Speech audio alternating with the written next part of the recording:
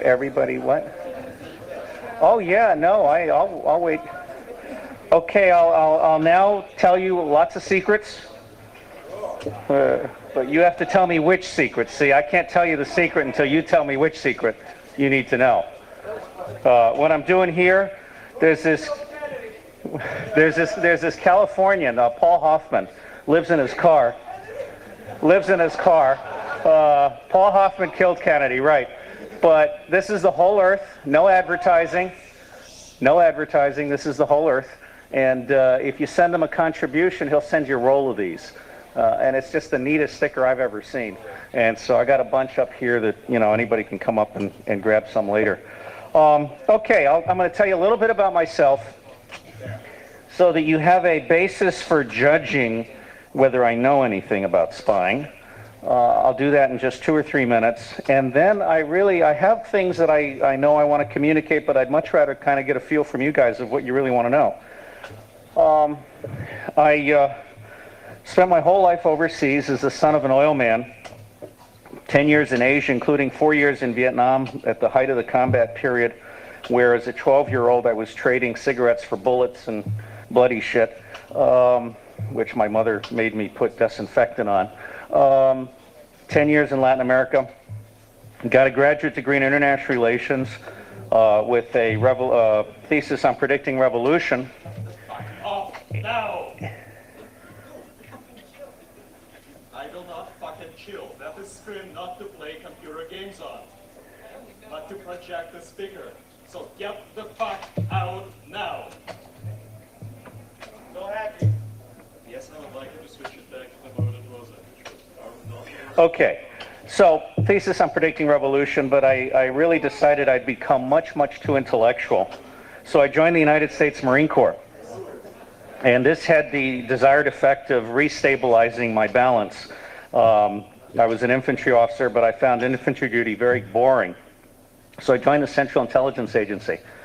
I did 3 back-to-back tours as a clandestine case officer, which is recruiting traitors. Don't ever call a CIA officer an agent. Agents are traitors. Case officers are the guys that work for their country and recruit traitors. And I did very well.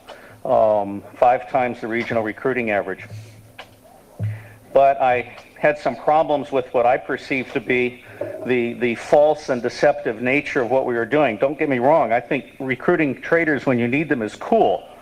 But recruiting traitors in a very incompetent way and pretending that the local service doesn't know you've recruited them, this is not cool. Because it basically means you're living a lie to your own government. So I then went over and helped program satellites.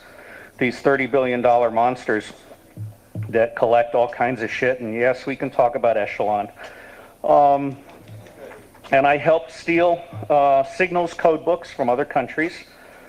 Pretty familiar with what we can do in signals imagery. There's another discipline called measurements and signatures intelligence, which is really cool. It's like smelling shit in the air from a long way away. And I've done all the belt buckle stuff and, you know, hidden cameras and all that jazz, walking through walls. And I kind of got bored with all of that, and the Marine Corps asked me to come stand up a new intelligence center. So I spent $20 million of your money to figure out that 99% of what I needed to produce intelligence, which is useful, actionable information, was not secret, not available from the Central Intelligence Agency, not in English, and not in this country. This really fucked me up. And so I spent the next 10 years coming to grips with this. I've spent the last 10 years as CEO of what's called a lifestyle company, meaning it can afford to keep me in visiting conferences like this, but not much else. And I've spent the last 10 years trying to teach governments how to use private sector knowledge that they've cut themselves off from, literally. Our spies are in a cement bunker, and they think that the only shit that matters is stuff they steal. Well, we're spending $30 billion a year stealing 10% of what we need to know and we've completely cut ourselves off from the 90% of the information that's actually useful. And so I've just published a book. It's called On Intelligence, Spies and Secrecy in an Open World. And if you really, really want to toy with the Amazon ranks, everybody buy it tomorrow. Okay? I went to rank 902 on Amazon.com based on 88 people buying it on the same day. This was great. I managed to catch it, and I've printed it out, and of course I'll never see that rank again unless you all buy my book tomorrow, in which case I could compete with Harry Potter, you know, and that would be a good hack. Thank you very much. I get no money for the book. This was a labor of love. I sold my soul to the small publisher. Actually, I didn't. I did a book from nothing to published and ranked 902 on Amazon.com in 4 months. Took me 2 months to write it and 2 months to get it published, and that's pretty fast. But all the money goes to the publisher, but I'd like to see it out there, and that kind of leads me to what I thought I might do here when Emmanuel and I talked about, you know, me doing something up here. We have a dumb nation. I was very, very moved by the keynote speaker. In fact, he really depressed me a lot. I'm familiar with Noam Chomsky's Manufacturing Consent and, you know, the literature. That's wonderful, wonderful work. But I had forgotten how bad it is. And in fact, the keynote speaker today changed what my next book will be about. Because what we really need to talk about is, how do you create a smart nation?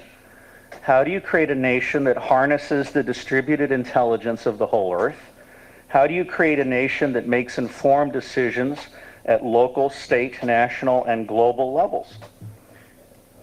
The only really decent idea I've had in the last year is I suddenly realized that global intelligence, global coverage of all things that are happening that matters, is unaffordable and unachievable by any single nation. You actually need to go back to Pierre Teilhard de Chardin, the noosphere, H.G. Wells' World Brain, my own implementation of these ideas, which is a virtual intelligence community where, guess what, intelligence is not secret. Okay? I distinguish between data, information, and intelligence. Data is the print, the image, the signal, whatever. Information is data that has been collated and is of generic interest and is broadcast. New York Times is information. So is all of the so-called intelligence that we publish. Intelligence, rather than information, is information that has been discovered, discriminated, distilled, and delivered to answer a really serious question. And it's actionable. All right, so we have someone who's buying land in a foreign country soon. They have an intelligence question, which is, who in this country can fuck me up? That's a really important question. So we need to know who's the power structure, not just the power structure in country, but the power structure that would be elected if there was a changeover, the church power structure, the mestizo Indian power structure, the drug runner power structure. I mean, it would be real helpful to know that there's a cocaine lab right on the border of the land you're about to buy, because it may be bombed and they may miss. You know? So this is other cool shit. Anyway, let me stop at that point and just say I've done all of this stuff, and I would be happy, speaking spontaneously, to answer any questions you may have. And I can't see all of you. Is anyone still there? Yeah. So let's just have a little chaos. Somebody shout out a question, and I'll see how it goes with 3 or 4 questions, and then I may or may not go back into some prepared remarks and whatever. Echelon. Yeah, all right, echelon. You know, you must be French. They're really...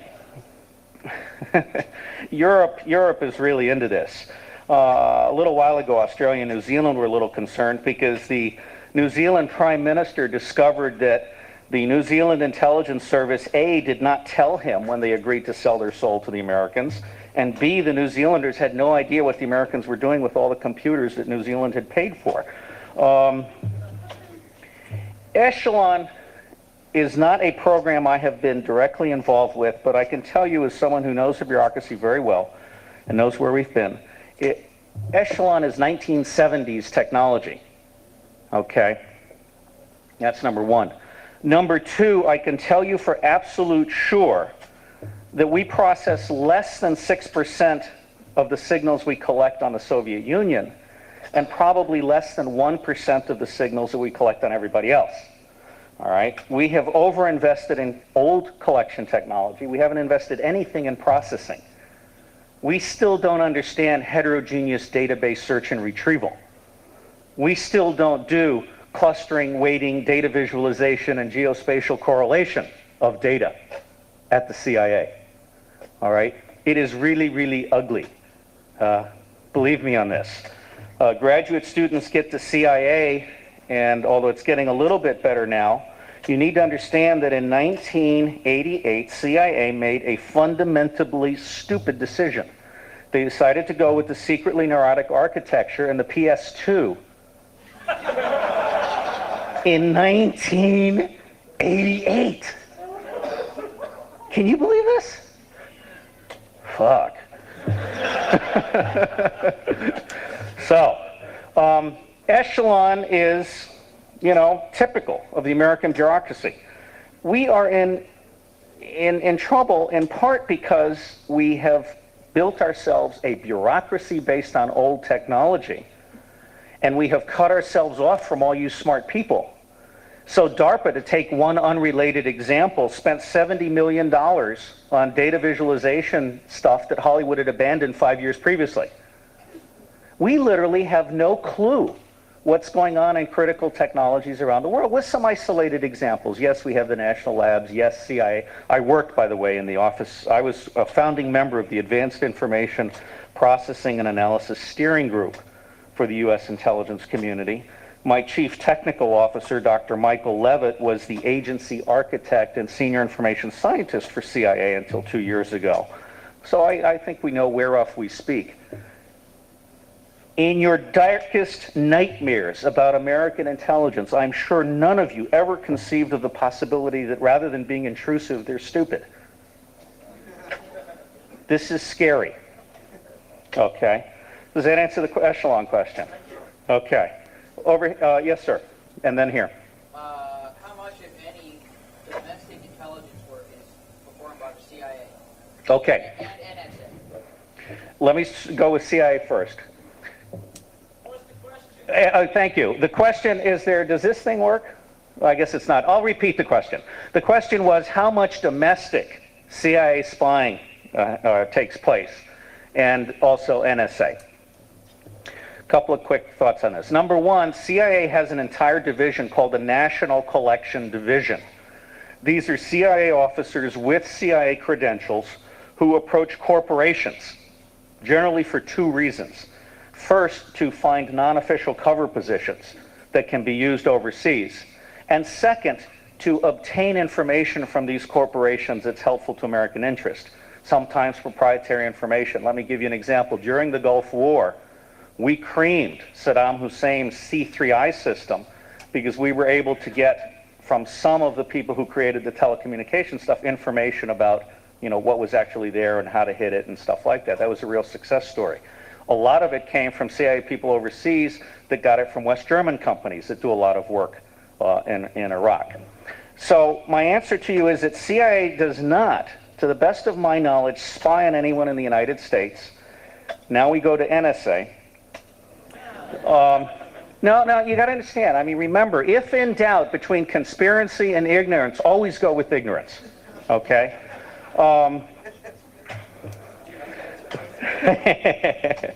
NSA listens, obviously, when you're doing digital, when you're doing eavesdropping, you can't distinguish where the signal originated from and so on. So NSA will indeed pick up a lot of stuff from the United States that's going in and out. But there is an executive order, 12333, which lays down the rules. And now, they do violate these rules. They violated it in my case. I was interviewed by a tabloid newspaper, which is given out free at supermarkets in Israel, and I was talking about how I could take down the country in 48 hours with 10 good people. Israel. It doesn't matter which country, actually. But these assholes sent the CIA, the Foreign Broadcast Information Service, sent a report over to the White House that had my name in it. That's illegal. U.S. citizens, unless they are known to be an agent of a foreign power or suspected strongly to be an agent of a foreign power, are absolutely not supposed to appear by name in any message, nor are they supposed to store information about U.S. citizens in their files. In my case, obviously, they violated the rules, and at the time I was too dumb to sue their ass because it would have been a quick million. Maybe not, but I mean, the point is they violated their own regulations. Now, everyone working overseas is assumed to be a non-U.S. citizen, or any transmissions that are intercepted from overseas are assumed to be non-U.S. in nature, unless there is context and text in the message that makes it clear it's a U.S. citizen, then the executive order apply. In the United States, the reverse is true. Every signal intercepted that appears to originate or have someone involved in the United States is assumed to be a U.S. citizen until the contrary is known. All right? So I would give them high marks for following this. I think by and large, the U.S. intelligence community is a bureaucracy rather than an intrusive conspiracy, if you will. And they have a real problem because their technology is worse than yours.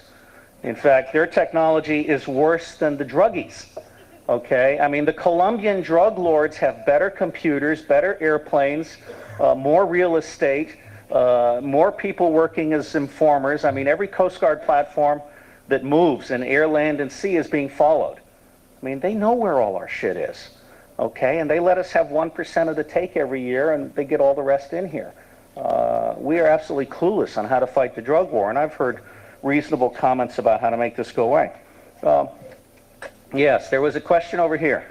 Do you have any comments about the security problems at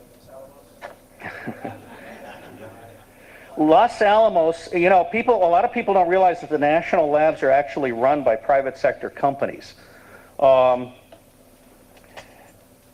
And they are bureaucracies once removed. And I do have an important comment about security, which is when your best employees violate the rules, it's time to change the rules. Our security bureaucracy has become so incredibly pedestrian and intrusive and annoying that people are refusing to work for the intelligence community because the background investigations and the polygraphs and so on take 18 months or just a real royal pain in the ass.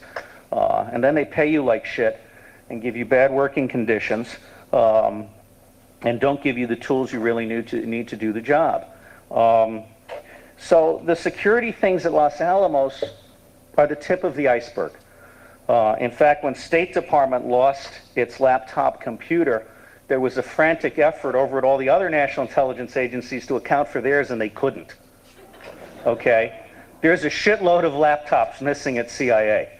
They don't know where they are. Now, the good news is there's nothing on them because most people over there don't get laptops. But it's really not pretty. Another question. There, and then here, and then there. Over there first. Can you talk a little bit about the walking through wall? Sure. It's classified. How do you walk through a wall? Well, basically you walk through a wall by pretending you have a key to the door and getting through all the alarm systems and being on the other side. So you're talking about several technologies. You're talking about lock-picking technology, and we have a master lock-picker here. You're talking about alarm technology. Now, digital alarms are making it a lot harder. It's really getting serious. You also have technology to open safes, you know, and you should literally be able to tell what the combination is without knowing it in advance. And there are some really, really good things. They are, however, dangerous. You might radiate for a while when you use this stuff. Anything that doesn't have at least two live human beings, one of them ideally remote from the site itself, is vulnerable to penetration. I'll tell you two funny stories. One is we did something really, really complicated, got all the way in, and there was nothing in there. And as we're going out the door, someone thought to look under the code clerk's pillow, and there it was. It was great. Another time, and this wasn't me, this was someone else, but they darted a dog. They put a dart into a dog to put him to sleep, and they went in and they did some really, really sophisticated stuff. They backed all the way out. They're listening to the audio the next morning, and the woman is screaming, "Someone's killed the dog." Well, the dart was missing. The dart was still in the dead dog. Okay, the dog had crawled under the Volkswagen and died. And so they're having a panic attack because we're talking about 18 months worth of work, millions of dollars going down the drain if they find the dart and they realize they've been compromised. She wanted autopsies, but those were expensive. So finally they just buried the dog and everybody breathed a sigh of relief. But ever since then, this major friendly country, the United States, has told all of its people, whatever you do, don't kill the fucking dog.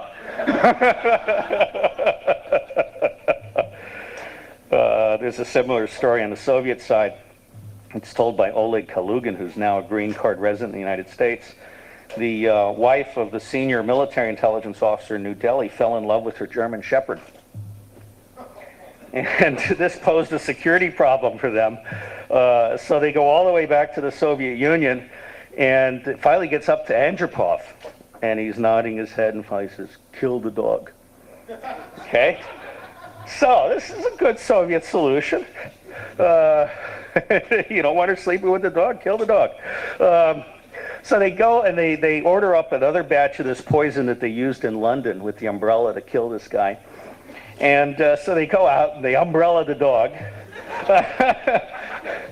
But they made a mistake.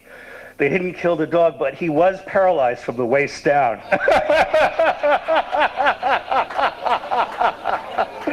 Awesome. I had 20 Australian officers in tears on the floor over this one. Over here, sir. Yes, I've heard that the surveillance technology by the NRO is amongst the most sophisticated. Can you comment on that? Yes, it is. Bill Colby, a former director of Central Intelligence, speaking at one of my conferences, said in 1996, I think it was, that the NRO could see a grapefruit. Okay, it's 4 inches wide. Problem is, you have to tell them where to look for it. They can't find the goddamn grapefruit in the first place. And so we have a real problem with overhead technology because in the 70s and 80s, when we were transitioning from the U-2s to overhead satellites, we had 2 satellite constellations planned. One was for wide area surveillance, to be able to look at large swaths of ground and then hone in on things and kind of figure out where stuff was. And then the other one was the precision thing, which there's a wonderful Washington Post article, by the way, on spy satellite technology and how Hollywood differs from the reality. There's a book out on spy satellites that's very, very good. I just do a search on Amazon.com for spy satellites, and you'll find what I think is probably a very decent book. What's the issue here? During the Gulf War, we could not find Scud missiles. I mean, we're spending $30 billion on all this shit, and we can't find an 18-wheeler, in a desert? There's something wrong with our system.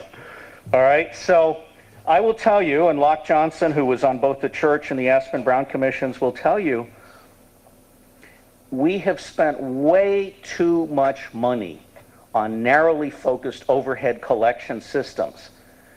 We've spent no money on processing multimedia, multilingual information in a way that makes it useful to a human being. And we've spent almost no money on smart people that know something. Okay? I mean, your average analyst is right out of college, paid dirt. Okay, we're talking GS 7, 8, and 9, which is like second lieutenant's pay. They will, over time, over a 20-year career, rise, if they're lucky, to GS 14, which is like a lieutenant colonel, $65,000, $75,000. You guys can earn that tomorrow. if you're not already. Very bad pay. We haven't figured out that in the age of information, you got to pay a lot of money for a few really smart people and you don't need the clerks. Here's another true story. I was responsible for offensive counterintelligence, and so I asked for a list. Offensive counterintelligence means penetrate the other guy so you can find out if they've penetrated you. And so I asked for a list of everyone that we knew who worked for this denied area country. And they came back with a list of 200 names. I said, this is bullshit. I've reported more names than this from prisoner interrogations in Central America. And so after many, many efforts of trying to get the data out of the CIA computers, I finally hired a retired CIA person, and she spent 3 months going through all of the files. And at the end of that period, we had 3,000 names. So then I said, all right, why? Because when you do a message and you have a lot of names in it, at the end you say index all names, which means every single name in this old-fashioned system is supposed to be indexed. Turns out the people who do the index are GS2 clerks in the basement with no education. And so when a message comes in with a prisoner or defector debriefing, it has 300 names, shit! And it moves on. No indexing. When in doubt, it's not a conspiracy. FBI has the same problem. Over here. Am I distracting you? Is this obsessive compulsive behavior? I'll tell you, I love this. Paul Hoffman is just a wonderful human being, and I think he did more good for the earth with this sticker than anyone I know. This is just a neat thing. I hope you guys... What? It's an Apollo 17 shot, and on the back, and I ask you all to just take one of these, on the back are the Earth Seals P.O. box, and if you just send them like $10, he'll send you a roll of 1,000. It's absolutely the best bargain that I know of for this kind of thing. You had a question. Yes. I will now manipulate my bottle here. Was that STS 99 or STS 101 where they were doing some very serious radar mapping of the surface? Radar mapping of the surface, okay. I understand most of that data was going straight to NEMA. Yeah. Use of it? Get me started on NEMA. You guys haven't seen a rave until I start talking about NEMA. I love General King. He's a fine man. And it's not his fault. NEMA is so fucked up because they don't have any satellites. All right? When we decided, this goes back to your question, sir. When we decided to build satellites, we knew that we needed a wide area surveillance satellite that could do 2 shots, and we could get to contour lines and all this other cool shit. And then we needed something really narrow so we could read license plates. All right? Well, we canceled the wide area surveillance one, right? So think about this. You have satellites that can take postage stamp sized pictures of the whole Earth, one at a time, taking maybe 1,000 years to do the whole Earth, okay? And then let's say you get most of those postage stamps. You're now trying to create a map image out of a mosaic of postage stamps taken over the course of many years at different times of day, during different seasons, from different angles of looks, with different kinds of cloud cover. You're fucked. Okay? This is where NEMA is today. Now, the good news is radar has come a long way. Canadian RadarSat is excellent. They advertise 8 meter. That's the best they can do. Their average is actually 25 meters resolution. The best today is space imaging, but no one can afford it.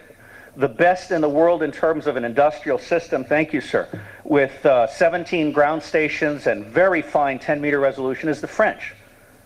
But the Department of Defense has this real part on about buying stuff from the French, so they won't do it. They'd rather be ignorant. So when we go to Burundi or Somalia, we don't have maps. So we end up having to do things. They finally figured out they could buy maps from the Russian military. The Russian military does have maps of the Third World, very good maps. They had the Italian cable car on their map, okay?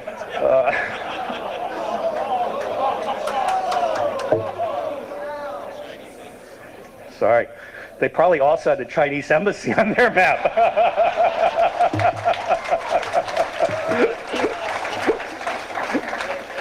I've heard two stories on the Chinese embassy. The first is that we just fucked up and missed because the embassy had moved and we didn't talk to anybody who was there.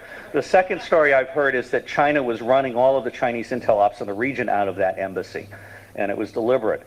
My understanding of bureaucracy is such that I'm inclined to believe the former rather than the latter explanation. I'll tell you something. I'm alive today because we don't kill each other. Okay? There are lots of times I could have been killed by the KGB or extreme leftists or extreme rightists. I mean, there are a lot of people that like to kill. But we have an unwritten code that we don't kill each other. We don't kidnap each other, except in very, very rare occasions. And the guy that got kidnapped in Beirut was one of those. But by and large, we leave each other alone and we pretend that we're doing serious intelligence. Andy. What can you say about cooperation or operations from the CIA to the NATO radio network? The NATO? Radio network.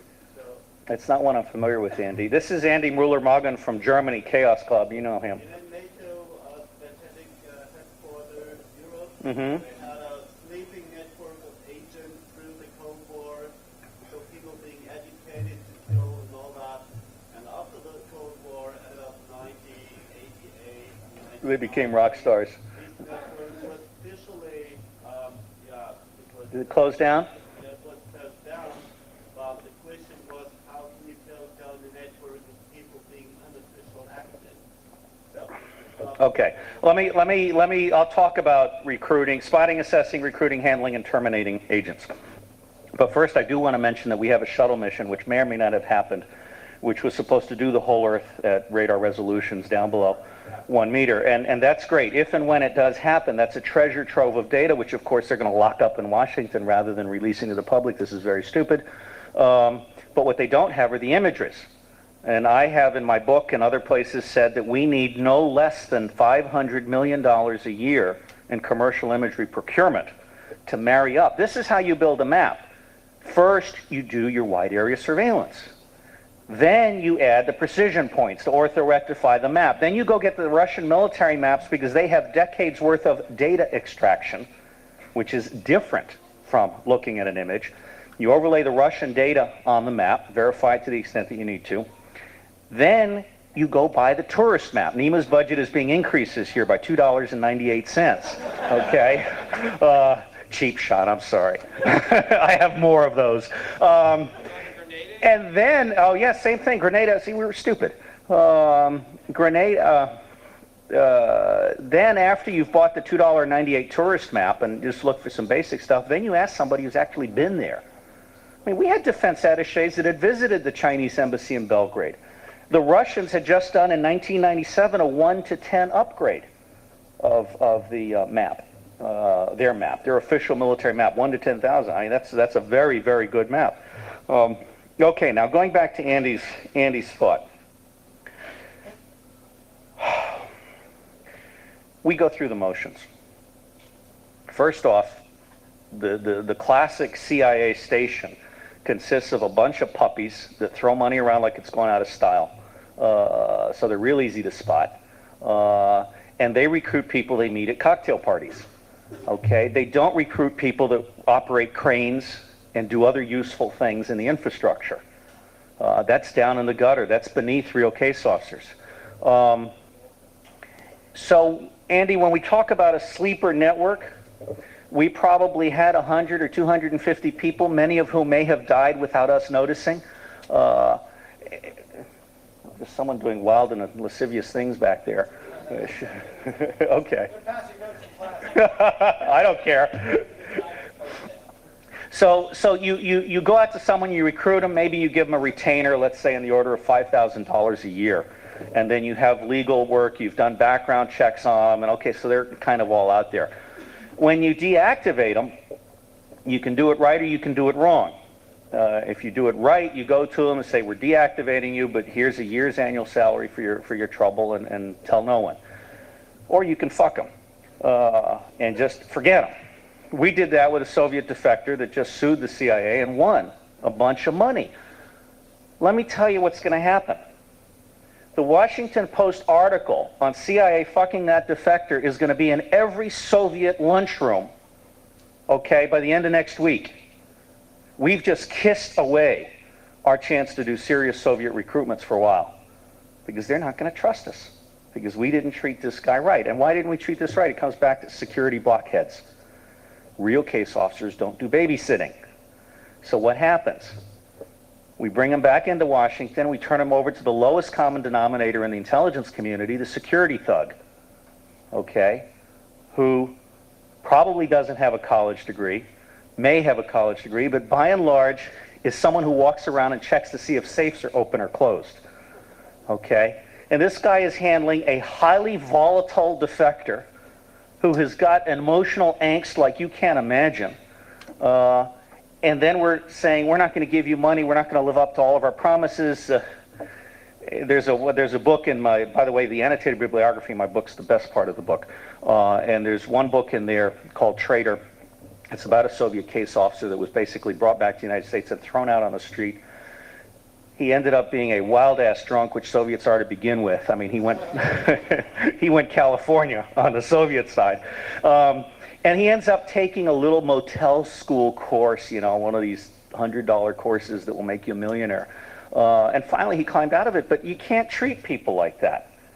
We had a good talk here earlier about ethics. The ethics of the intelligence community has lost sight of the value of human beings. It has lost sight of the importance of treating people with enormous respect and giving them the tools that they deserve and giving them, you know, all of these things. So my bottom line answer to you, Andy, is that a third of those people died, and we don't know that yet. A third of them were probably terminated in some way, shape, or form, and a third of them are still there waiting for the call, and will never hear from us. Now, do you want to say anything, or? Yeah, I mean, that's not very realistic, but What do you think happened?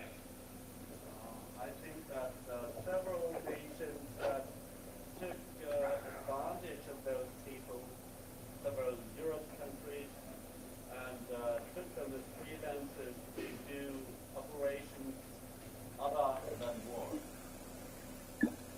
which is certainly good. That could be. I have to tell you that, I mean, there are outfits like Executive Outcomes, and there are people that like to do mercenary shit. My experience is that we're really crummy at setting up stay-behind networks.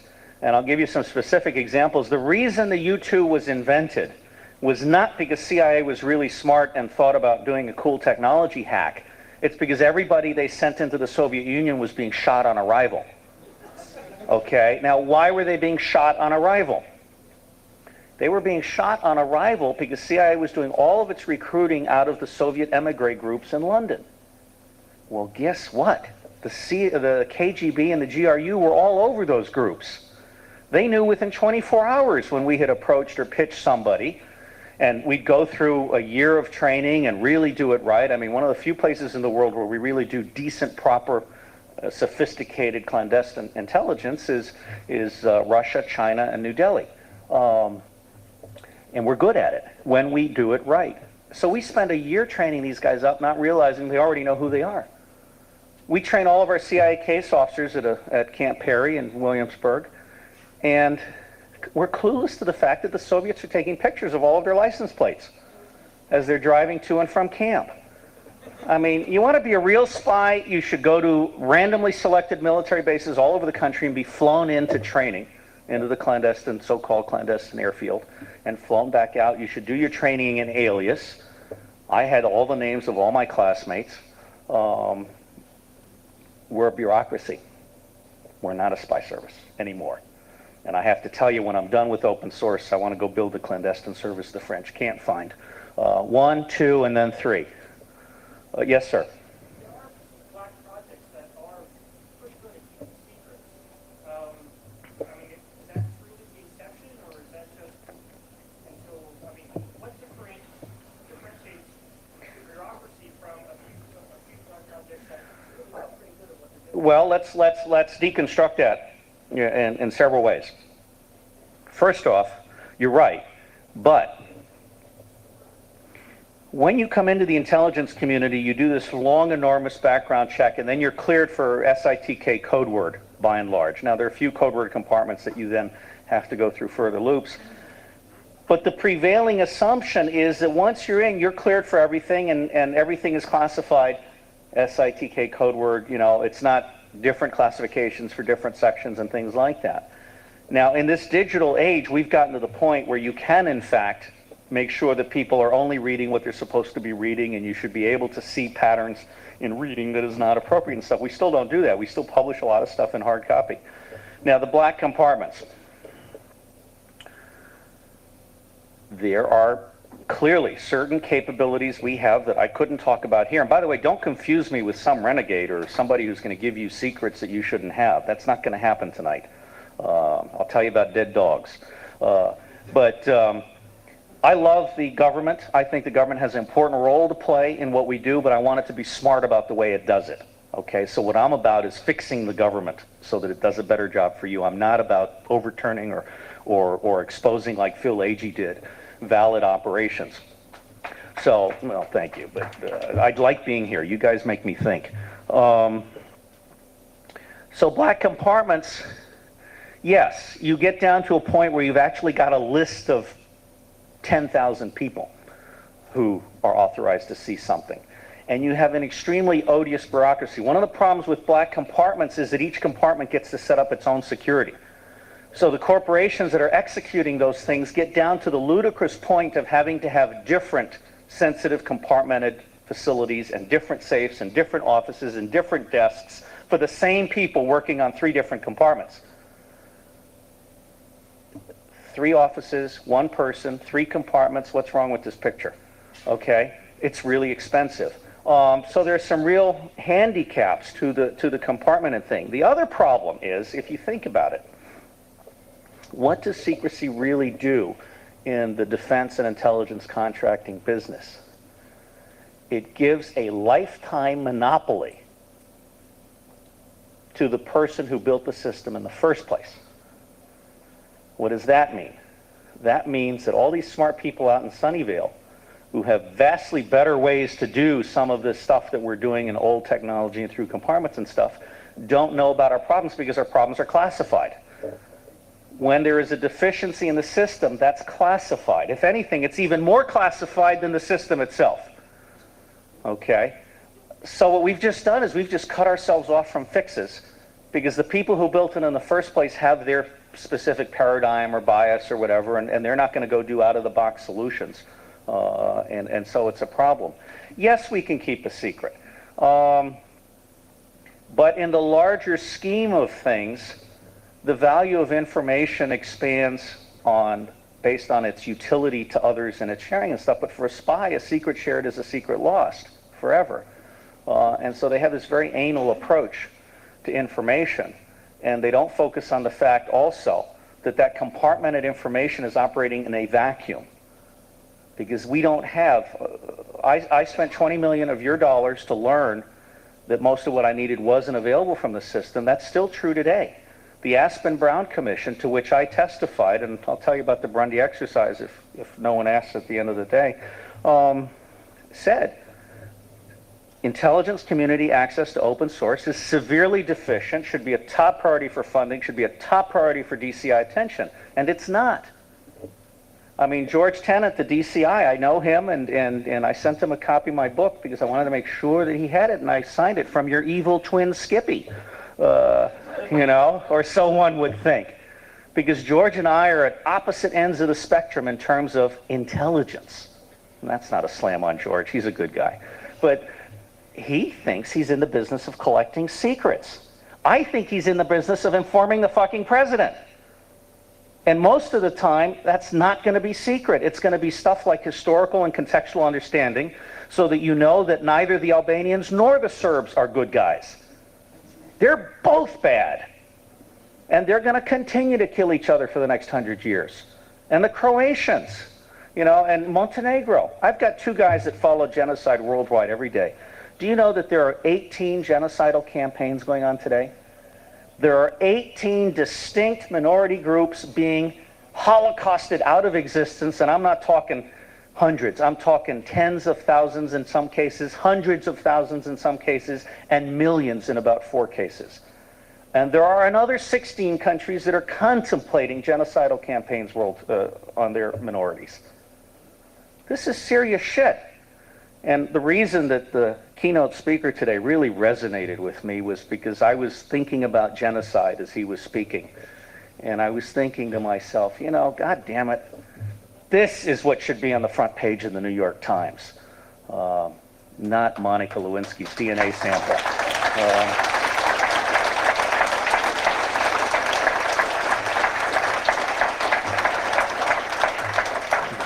The New York Times is not here, so I'm speaking to no result. Probably because John Markoff knows that he'd be peed on if he came here, and they don't have anybody else. Not why isn't the New York Times here, but why aren't those stories being reported as opposed to? You know, I came here. I suppose I'm conservative. I thought I was a Republican who voted Democratic on many occasions, and I discovered that I'm actually a libertarian. I love that. That little thing that was set out there was really cool. That was worth my time. And I realized that we really don't understand ourselves. We don't know what we are because we're not thinking about these things. We're not making informed choices. We're not asking hard questions. We're not voting with our consumer dollars. We don't know about sweatshops and all these other things. We don't know the actual cost of doing business, and this goes back to the external diseconomies thing. We need to have a smart nation where everybody that is spending a dollar knows what that dollar is buying. And they know what were the ingredients that went in and made up that thing and so on. Question over here? Yes, sir?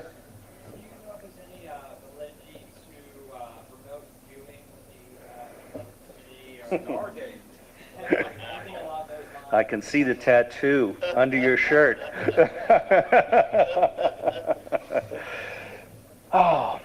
I believe that there is extraterrestrial intelligence, and it's not at CIA. I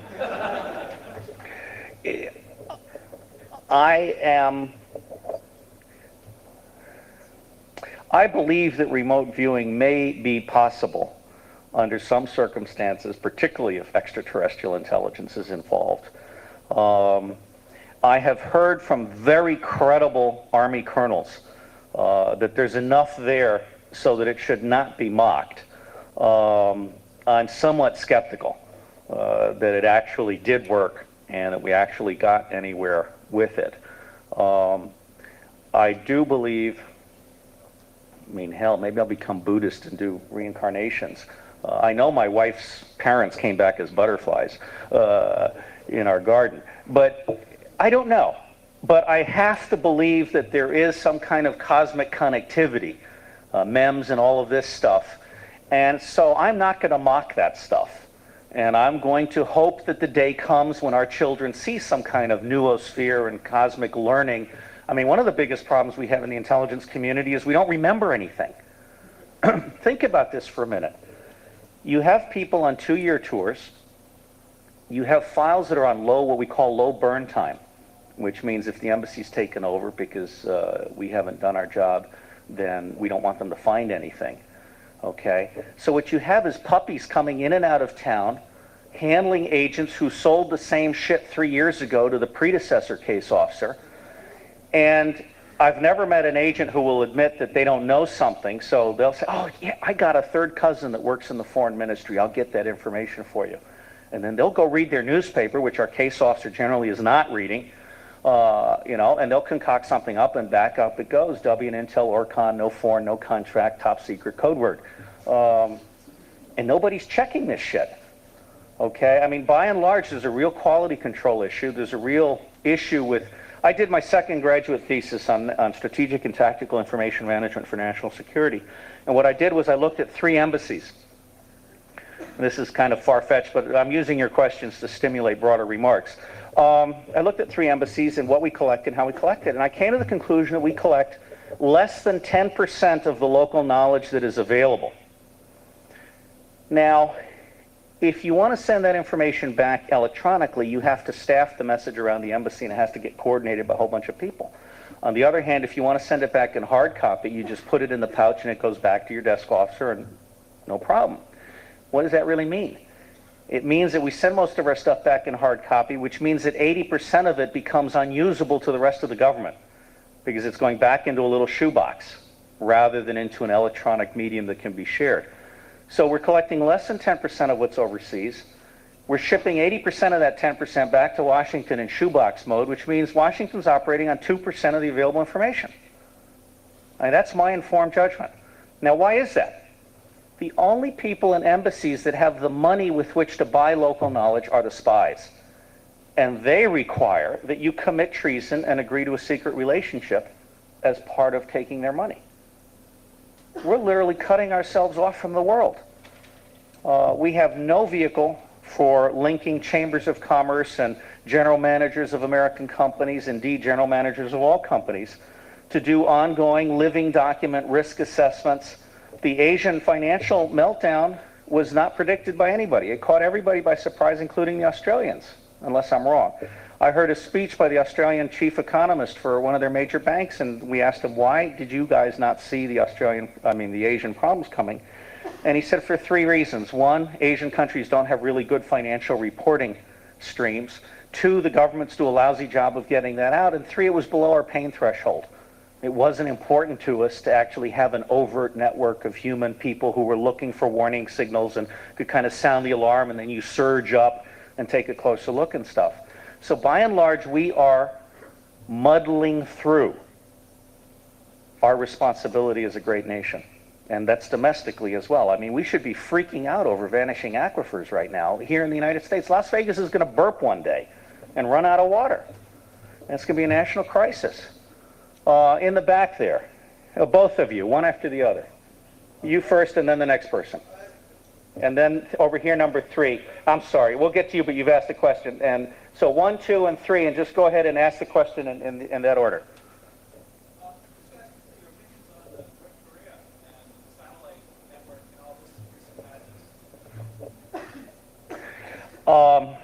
I agree with the keynote speaker today that North Korea is not a serious threat in the larger scheme of things, but I do not underestimate for a minute the ability of North Korea to put a nuclear car bomb in New York and detonate it without thinking through the consequences. Nobody predicted that the Saudis would assault the Israelis and know that they were going to lose, because they said no rational person would do that. We failed to predict the India-Pakistani nuclear bake-off because our analysts said, these guys are all saying we're gonna lock and load our nukes and we're gonna explode a nuke, and they can't be serious. Well, they were.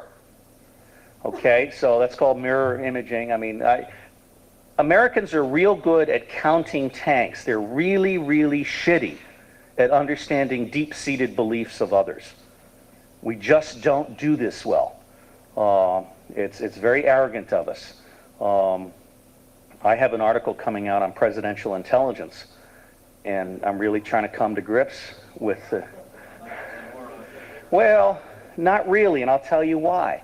Because presidential intelligence properly done relies on what you know. But right now, the president is literally cut off from private sector knowledge. The U.S. Institute for Peace had me do a paper for one of their conferences on virtual diplomacy, and my theme was there is a growing gap between people with power and people with knowledge. And this is a very dangerous gap. And the American intelligence community is not part of the solution today. And I want it to be part of the solution. I want American intelligence to be the smartest people that money can buy. And what does that mean? It means not hiring college kids.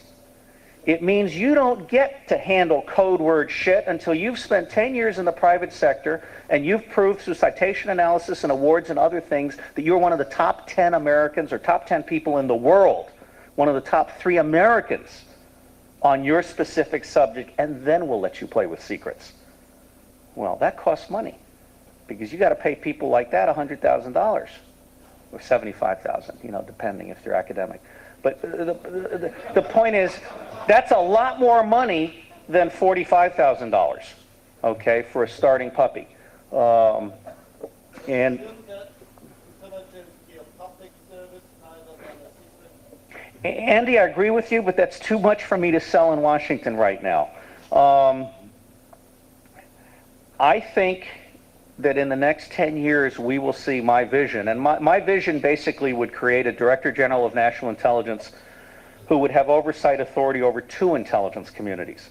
A secret intelligence community that focuses very narrowly on secrets, and a public intelligence community that is wide open and is doing stuff that is of value to business and is harnessing the academics and so on. And then the National Intelligence Council will move up to the White House level rather than be down locked in bed with the spies. And they will then be able to deal freely with everybody. And out of that, I mean, cold fusion, you know, I talked about that, the Intel chip, there's all kinds of really good, important stuff that we could do. The other thing that troubles me is we're not looking. There's a presidential decision, PDD 35, in which it's decided that Russia, China, India, and Pakistan are important, everything else is not. Okay, well, that's a problem. It's a problem because AIDS just got elevated. They finally figured out AIDS is a problem. Now, I'll give CIA credit. They were saying AIDS was a problem 10 years ago. And you look at the contrast between South Africa and Thailand. South Africa is really messed up. Thailand got it under control and has kept the curve line really low. That should have been a major national issue because diseases like that, the Finns right now have a major AIDS problem because their Finnish peacekeepers and UN forces brought AIDS home. Okay, AIDS is now global in a very true and real sense. And so we need to give that more of a priority. Another question back there. Hang on, we'll go back there. Two quick questions. First of which is... I need water that's uncontaminated. If somebody... no, I don't want a beer, but I would like a lot of water. Or like, let's say 3 glasses of water, if somebody could orchestrate that. Thank you. Two physicists I respect at the University I go to will give you two very different answers to this question. Does NORAD actually use the resonant frequency of the Earth to communicate with deep sea ballistic? The question is, does NORAD actually use the... Resonant frequency of the Earth Mm-hmm. communicating with deep sea ballistic missiles? Resonant frequency of the Earth to use deep sea. I'm not a technical person. I don't know, but my guess is no. If you really want to get a Navy admiral really, really pissed off, tell him you figured out how to blow up all those antennas on the golf course outside of Annapolis. Okay? Because that's how they communicate with submarines. They very low frequency stuff. And so they have this huge thing. They have another one up in Boston. Yes?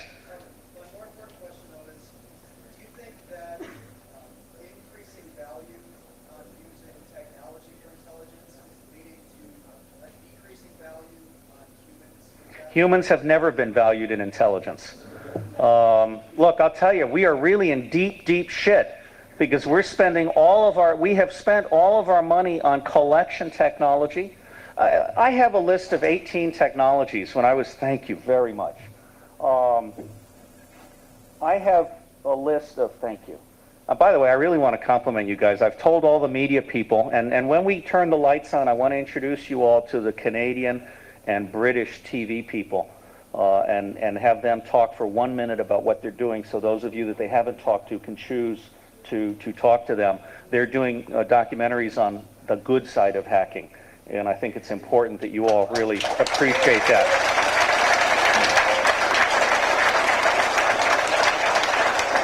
And if they miss the mark, we'll hunt them down and kill them.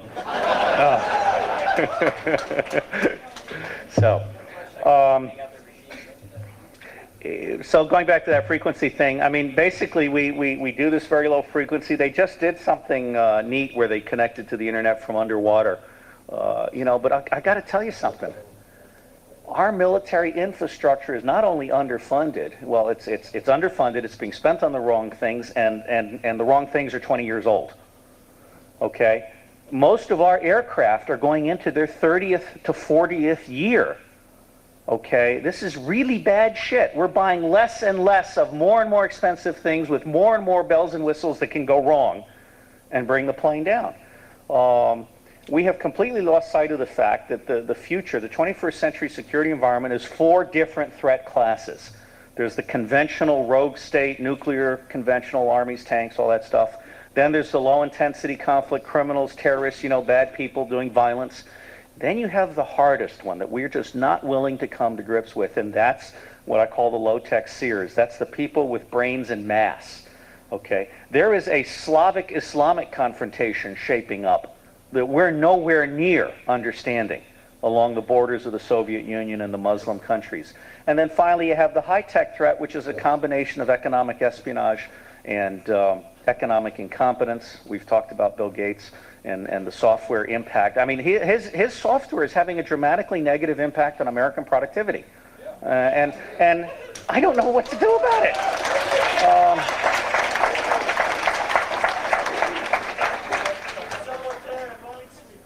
But it's legal. But it's legal. Oh, that's his idea of giving you a good time, by the way. Oh. I think Melissa's the best thing that ever happened to Bill Gates. It's Melinda. Melinda, whatever. She just divorced him when his stock took a nosedive. What? No. Well, then maybe Melissa's the best thing that ever happened to him. Anybody got an umbrella? All right, there was a question there, and then this lady here. Hang on, you guys have asked a question, so I'm gonna do first shots. Yes. What about the recent announcement about the carnivore system by the FBI and the kind of system in place called Omnivore? I use Copernic.com to search the internet. And there's some things like a center from SRA International that are being used now to search all messages pertaining to SEC matters to look for insider trading and stuff like that. My best gut feel is that FBI's already fucked it up and it doesn't really work. And I wouldn't be too worried about it. But of course, everybody should have a signature block that says, terrorism, proliferation, bring down the government, and whatnot. It's not going to work. It's not going to work. Let me go back to the Oklahoma bombing, because I was the only guy that got it right on TV. I said it was a disgruntled postal worker. Everybody else was saying it was Islamics. Islamics don't go to Oklahoma. The Washington Post did a 3 newsprint page story on the 3 months in McVeigh's life prior to the bombing. The man was running his mouth everywhere on what he was planning to do. But the citizens that were hearing him didn't know what they were hearing, and they didn't know who to tell, and the government didn't know how to listen. Now, I have an Italian friend, Alessandro Politi, who at my first conference coined the concept of the intelligence Minuteman. And of course, you've got Calvin Kelly's wonderful book on Out of Control, which was very badly marketed, but it's one of the top 10 books of the decade as far as I'm concerned. Consilience might be up there too, which I still don't understand. Hive mind. The whole idea here is we're all connected. I mean, a North Korean cell was wrapped up in South Florida because a woman reported their stinking cooking.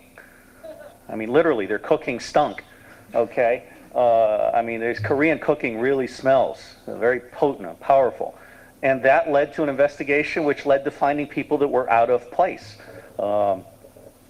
We all have a responsibility, and the really, really scary thing, and I know Wynn's done a lot of work in this area, is information attacks, which you know far better than I can be both very, very catastrophic and very, very anonymous. The government's not ready for that. And the government is not going to be ready for that until there is a system in place for people to not only protect themselves, because corporate America is not spending the money it should be spending on protecting data. The intellectual property of the private sector is the center of gravity for national security in the information age. But we're not spending the money. We don't have the laws that require due diligence. So corporate America is literally fucking the stockholders, okay? Because the stockholders don't realize that a recipe for Coca-Cola or whatever went out the door long ago. Okay? I mean, Alvin Toffler was one of the first to say, when information is stolen in the digital age, you don't know it's missing because your copy's still there. These are complex issues that you're much better at than I am, but I think these are things we have to do. Now, this lady's been waiting very patiently.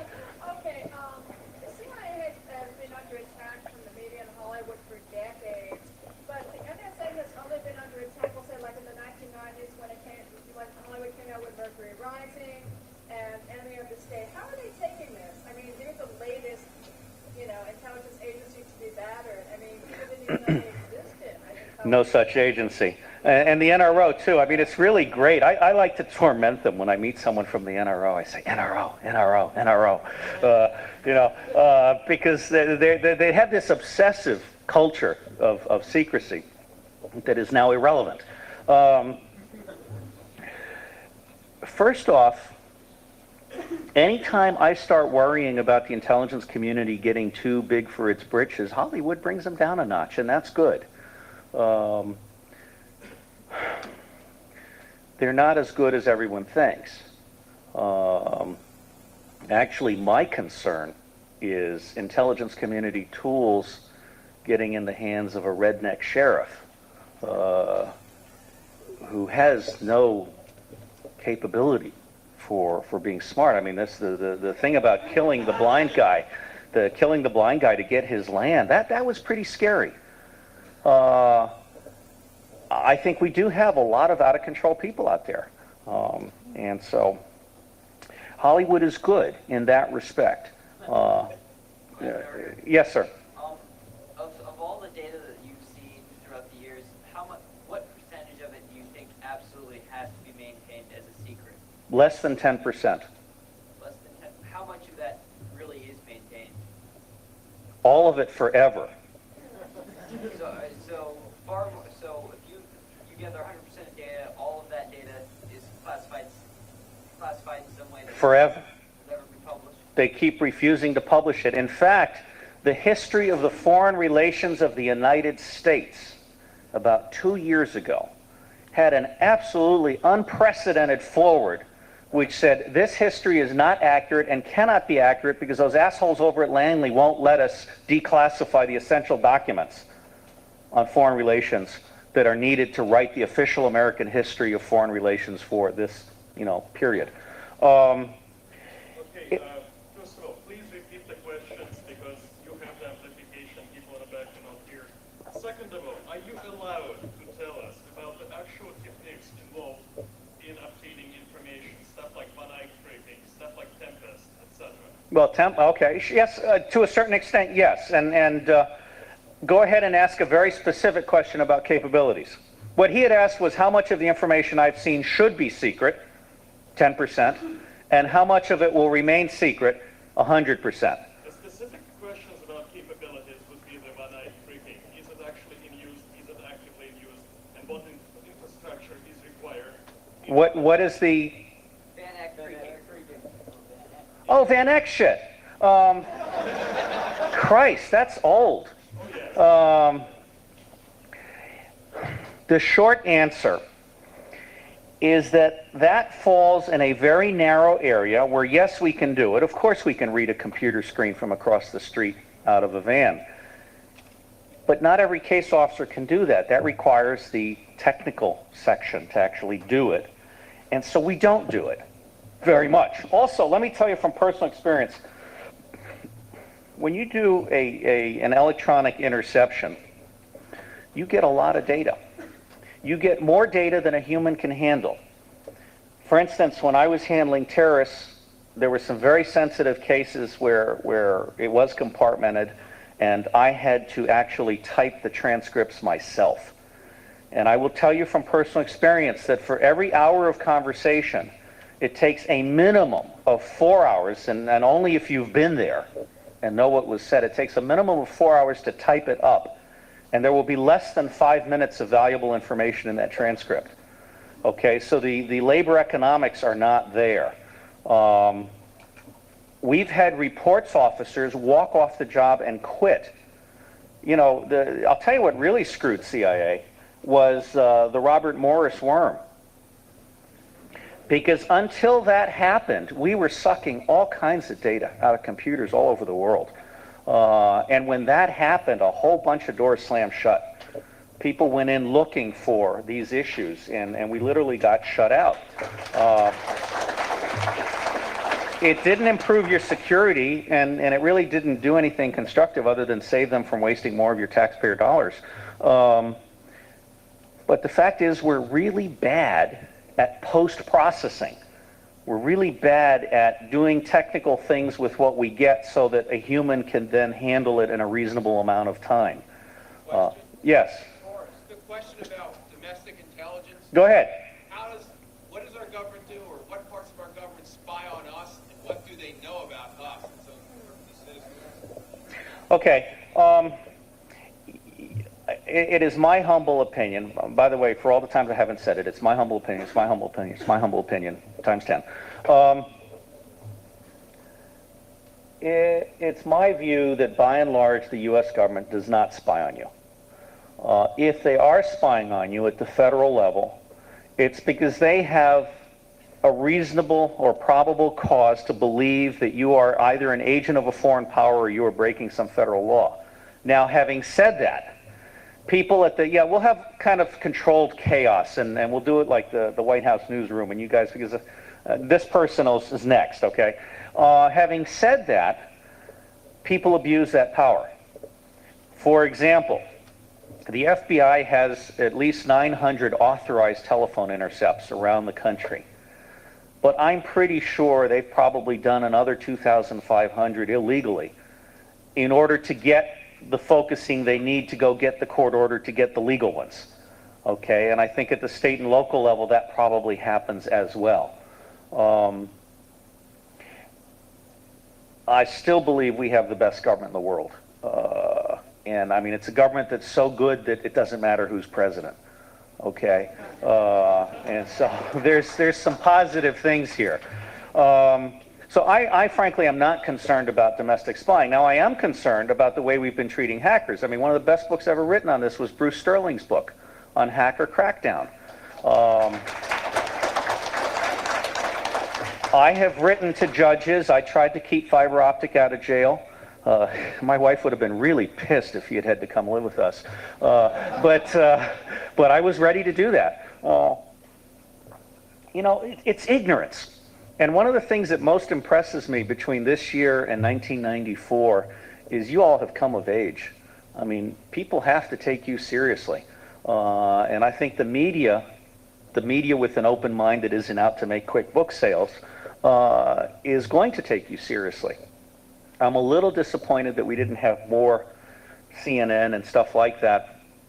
But I think your story is being told and will get told. And the best way for you to succeed is A, do no harm.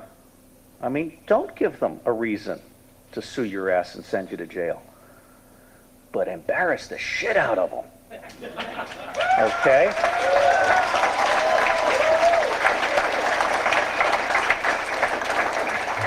Over there and then over there. And then there. Okay, you decide who's next. All right, go ahead. Continuing the question about the bayonet question. Yeah?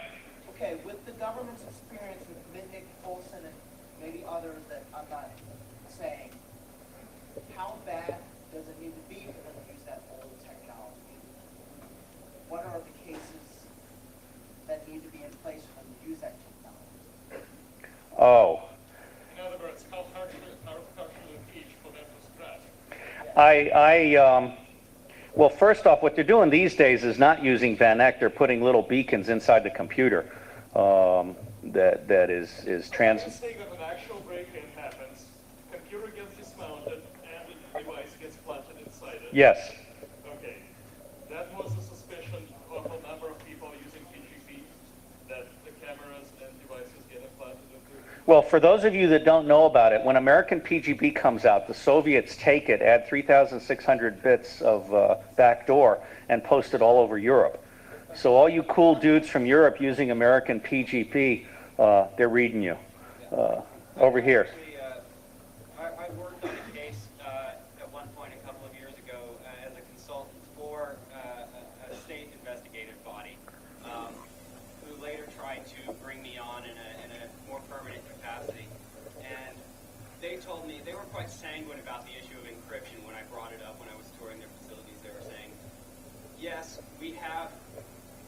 certain circumstances, given, depending on how critical it is to focusing the case, the capability to send encrypted documents off to NSA for decrypts and so forth. Where they will be like treated like shit and ignored, by and large. Okay, because it's not national security. But go on. Right. Well, I mean. Yeah, we're doing this. You pretty much answered it. I didn't know, Look, by and large, what you got to remember is government is a bureaucracy, okay? And bureaucracies are really cumbersome, lazy. They fall into patterns. They're largely ignorant of new changes in technology and opportunity. People don't get fired for muddling through. So it's really not a major threat. Another question? A question about non-technical. A little swath in Florida that all kinds of intelligence people retire and move to. Yeah. The only answer I've ever been given was that for some reason if there's a nuclear fallout, they wouldn't touch that area. You ever heard that? What's that? It's warm too. It's warm too, yeah.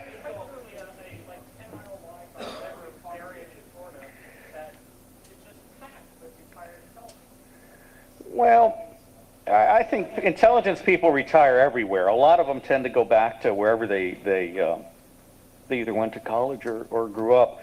No, I mean my house is northwest of Washington D.C., which is good because the prevailing winds for biochemical attack are in the other direction, and I do worry about that. I fully anticipate that there will be a biochemical attack on Washington D.C. sometime in the next 10 years. Now the good news is it kind of blows through quick. And if you hear about a biochemical attack, go as low as you can in the building. And with luck, it won't reach down. But we've got violent plagues out there. Another question. Okay. Loud. Okay, can you tell us if some biochemical or biological robotic weapons like entomopter are still in development or probably some of them around? And what about desktop bacteria weapons and something like that? What was the second weapon? Desktop bacteria. Desktop weapons? Like Microsoft? I'm sorry, cheap shot. Desktop bacteria means nanoparticle way reorganized the bacteria. I'd say, well, first off, you've got a very good Army biological lab in Maryland. I think that we do have stores of biological weapons. I think we are doing some development, but largely in the vaccine area. But of course, we created this problem ourselves in the first place. On the nano thing, I have no special knowledge. But I'll also tell you an amusing anecdote. There was a time, and this is in one of the many books on CIA that I've read, there was a time when CIA was, the director, it might have been Bill Colby, ordered them to destroy their stock of bioweapons, their equivalent to the umbrella poison. And it got down to the division chief responsible for that, and he chose to ignore the order because he knew that we'd need them one day. And so he didn't follow out the order. So in this large bureaucracy, there's a lot of stuff that is probably still here and there that is not fixed up. Over here someplace? Yes, sir. I was just going to say, I reside in Maryland and close to that. And it wasn't many years ago when they decided to destroy, I believe it was 300,000 barrels. Barrels, 50 gallons of the With a bomb? When they blew it up? Yeah, when they blew it up, and I thought that was great that they were destroying it by putting it into the air and the water. The same guy that blew up the whale.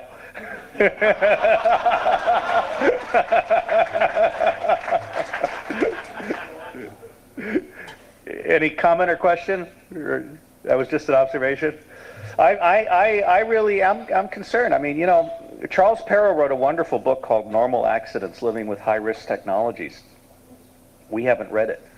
I mean, we really need to worry about this shit.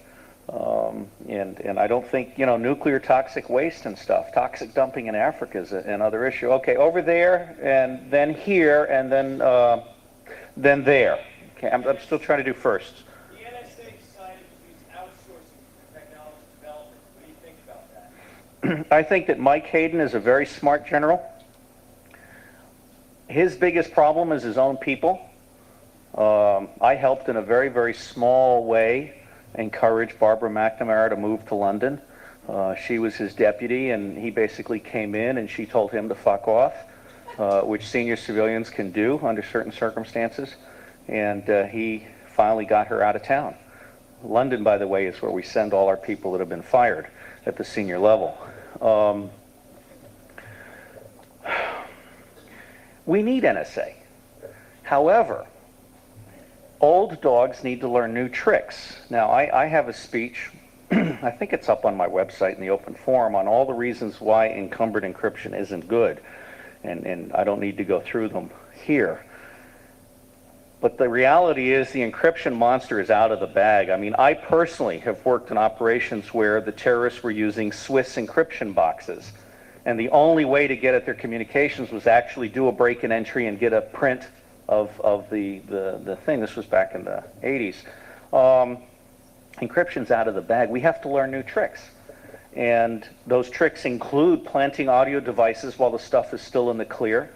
They include better use of clandestine recruitments across a wider range of targets. They include use of open source information, which we don't use. I mean, we don't read the sick newspaper in British Columbia, which talked about the impending nuclear explosion in India, you know, a month and a half. We don't read the Indian newspapers that have notices telling everybody to evacuate their ass because on Thursday there's going to be a really big bang. I mean, you know. We don't read provincial newspapers, by and large. And finally, it really helps to have smart people who can intuit anomalies and detect changes in patterns and so on based on the feel of the thing. We haven't made that investment either. So there's a lot wrong. Hang on, you guys know who you are. Next question. What is the state of NSA's decryption technology? I have no insight to that. What's the question? What is the state of NSA's encryption technology? Oh, decryption technology. You know, the truth be told, I think that NSA is probably still in the 1970s at the bottom line level. Most of their supercomputers and craze and all of that stuff are 70s and early 80s stuff. I mean, we owe them a debt. I mean, they helped fund Cray. You know, so the U.S. government has kicked off a lot of good things in technology. But I don't think they're doing a lot of distributed processing. But here's the real bad part, is they're vacuum cleaning the world, but then they're not able to sort and sift that stuff down, and they're not able to process enough of it. Now, I'll also give you another insight. 90% of the value of signals intelligence is not from decrypting the message. It's from pattern analysis. Okay? 90% of the value of signals is from pattern analysis. If you all of a sudden see a new set of signals going between North Korea and Miami, Florida, this is a clue. Okay? Pattern analysis is where most of it's at. The reality is we don't have the time. We certainly don't have the language skills. You know, I mean, you want to screw with the U.S. government, just hold all your conversations in Urdu, you know, or Tamil, or Tagalog. We really stink at foreign languages. And so what you got to do is you got to get to the point where a lot of this stuff is either declassified or it's outsourced to people who speak that language, who can do the translation. And I've been trying to tell the intelligence community for years that the private sector can keep a secret without having a clearance. I mean, most of us want to be able to earn our money honestly and to get that money and that client again. And so we're willing to, you know, I have people that translate Arabic for me and Indonesian and things like that. And they're all over the world when I need them, and I only pay them for what they do. And I'm pretty sure they're not posting everything. And even if they did post what they were translating, it doesn't matter because it wasn't secret in the first place. Over here, both of you. Oh, no, not you. You've already asked the question. You. You mentioned several times about how there's not an understanding of what goes on in the culture of these government agencies. Is there any practice of trying to marry have some ties to that culture that they're studying, or is it just sort of willy-nilly that anybody who's up for it? Well, by and large, if you actually come from that culture or you're married to someone in that culture, you're ineligible for a clearance because you must not be a totally loyal U.S. citizen. That's our first problem. Our second problem is that we have this pattern of hiring from these predominantly white kinds of schools, and we hire cheap. My personal feeling is that nobody should be allowed to work for the CIA as an analyst or case officer until they speak the language at the 4 level on a scale of 5. Most case officers go out on their first tour speaking the language at a 2 level, which is just enough to be laughed at. You know, we're not taking this seriously. We're going through the motions. I will tell you right now, I've spoken to the directors of intelligence communities in 18 different countries around the world, or deputy directors, and they usually take me to dinner. And I always ask the question, how many of our people have you nailed? In other words, how many of the people operating out of the official U.S. facility, I'm not allowed to say embassy, that's the only thing CIA took out of my book was 3 references to operating out of the U.S. embassy, which I didn't make. You guys are getting tired, I can tell. I'll stop at midnight. Or I'll go on as long as you wish. Okay, all right, good, thank you. I'm glad to be useful. In every single case, I have not gotten a direct verbal answer, but as a highly skilled case officer, I will tell you the answer is no less than 75%. You know, as my 11-year-old would say, if you're going to run spies, it doesn't make sense to do so out of a known fixed point where you're bouncing in and out 10, 15 times a day, spending more money than the ambassador has in his personal budget, and you're under 25. Duh. Okay. My personal feeling is fully 75% of our clandestine operations, and probably as much as 90% in most countries of the world, have been compromised. Those agents are either under control or they're known, and they're simply letting us stay busy. Clandestine intelligence worldwide is a joke. And the reason this is dangerous is because the President of the United States thinks he has a clandestine service that can actually do shit. Okay? And that's scary. Now, I don't want to have any repeat questions, so I'll tell you what, everyone who has asked a question before, I'll stay as long as you want to answer your question afterwards, but I want first-timers. Yes, sir. You, and then you, and then you. Going back to domestic spying, we've read reports. Going back to domestic spying, we've read reports On presidential administrations. Presidential administrations. Running operations against individual citizens to find information. Right. What types of checks are in place to prevent that? And how do we put those checks in place? Well, at the federal level, I think that our federal officers, by and large, have very high integrity. Waco may be an exception. You know, I'll tell you, I was surprised because I went around the country after Waco, and I was expecting people to more or less feel like the government did what it did, and it was the Davidians that were wrong. I was stunned at how many of my middle-class professional counterparts had a real deep-seated uneasiness with the government. I mean, this was beyond this group. This was mainstream, Main Street, white-collar professionals. By and large, though, I think that one of the good things that's come out of the whistleblowing era is that, first off, the president's never been in charge of anything. You know, there's a wonderful book by Richard Neustadt called The Power to Persuade. And George Shultz has said in testimony in Congress that nothing's ever decided in Washington. You have to argue the policy every single day.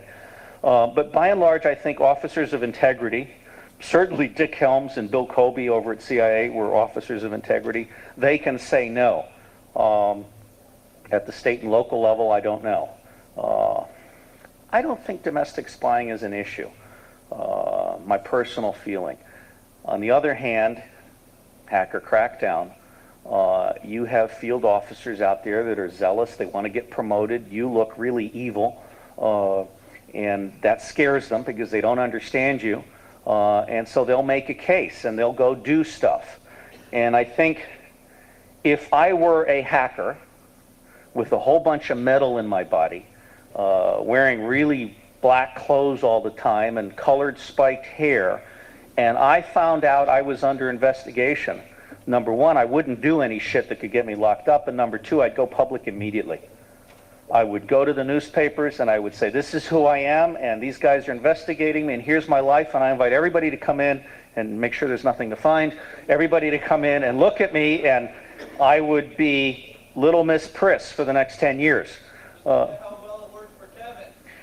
Yeah, I don't know the case myself. What's that? Fiber.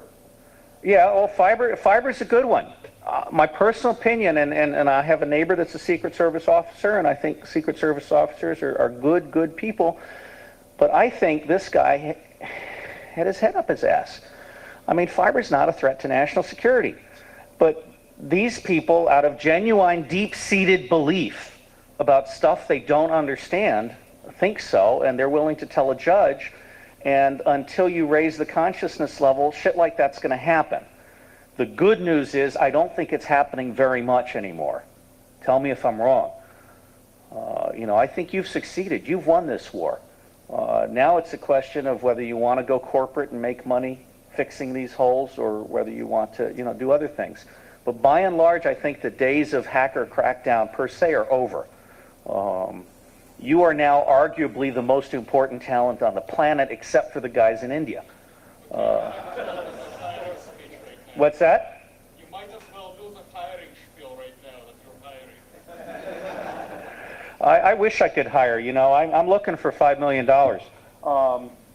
What I do is very hard. That's all right. We'll figure it out. Over here. Could you comment on corporate espionage or competitive intelligence? I'd be happy to do that. I'm glad that you asked, because that's a useful, very interesting.